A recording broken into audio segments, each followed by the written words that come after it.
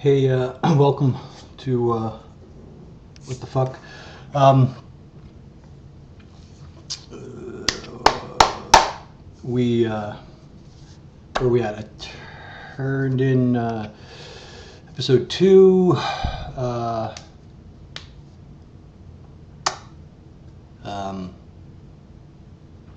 And I'll start my draft of 3 this weekend. Slowly catching up. Production. Some of the production staff begins on Monday, and we are rolling cameras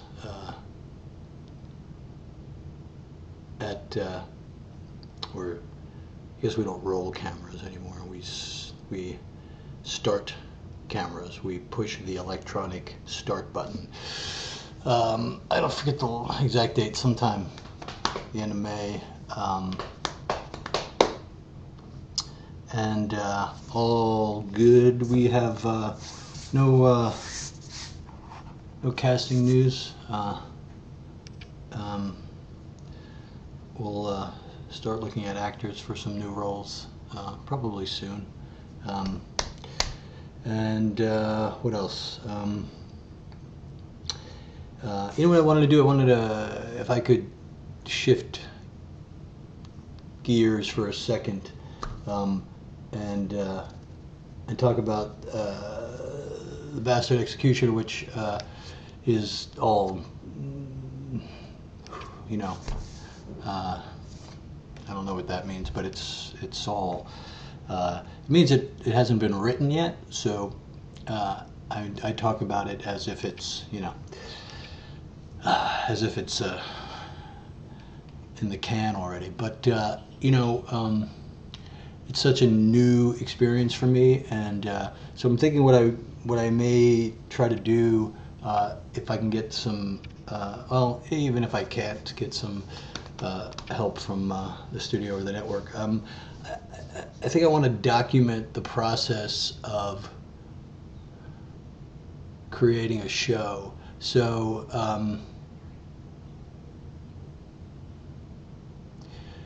so from sort of beginning to end in terms of that pilot process, and I think we have an opportunity to do that. So I'm thinking maybe just sort of a skeleton kind of documentary crew to come in as we begin the process in pre-production. The studio is going to or the network and the studio are going to let me hire a few writers as soon as Sons rolls to a close, and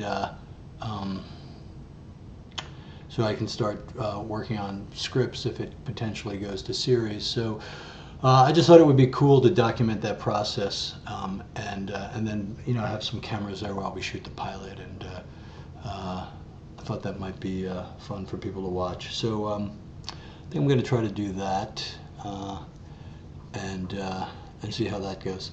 And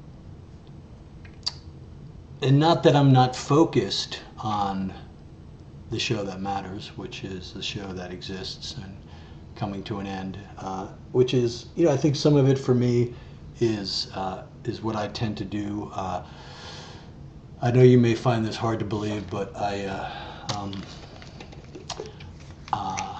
have an obsessive personality, and I was thinking about this the other night. You know that scene in Swingers where Jon Favreau's character just can't stop himself from making the next phone call and making the next phone call and making the next phone call until he gets to the point there it's completely insane, and the woman on the other side basically has to pick up the phone and say, "You need to stop it because you're insane." That arc from, wow, I'm just going to reach out and do this, to, oh my God, I'm completely insane, happens very quickly for me, and in all areas of my life. So Um, what I tend to do is, as I come to something that creates some kind of uncomfortable feeling, as you know, change does for me. Anything that feels different, um, the truth is, it doesn't really matter what it is. If it's any kind of uncomfortable feeling, my default is never to sit in that feeling and feel it. My default is to get the fuck out, and and I look for every ways to do that. And drugs and alcohol and substances are no longer an option. I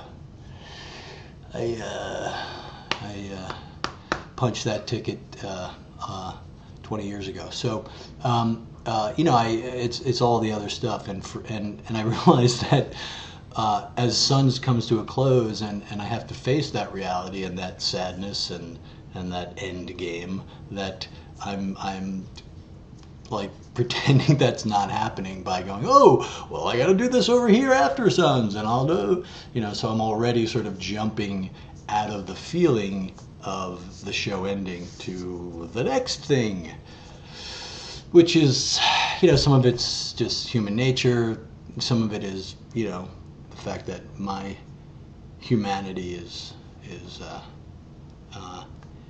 a bit broken. So, it's just the nature of the beast. And the flip side of the pleasant coin is the oh my god, this guy's fucking nuts side of the coin. Anywho, I never say that. I never say anywho. I hate people who say anywho. I can prove it. I have a list of all the things I hate, and one of the things I hate is people who say anywho. There are so many things on that list. I've had to rent 3 warehouses to hold that list. That's it. I'm sorry that I turned my show information sessions into unpaid therapeutic exchanges. That's it. I don't even know. Yeah, I have no other news about the show that you actually care about. Okay. I'm a fucking idiot.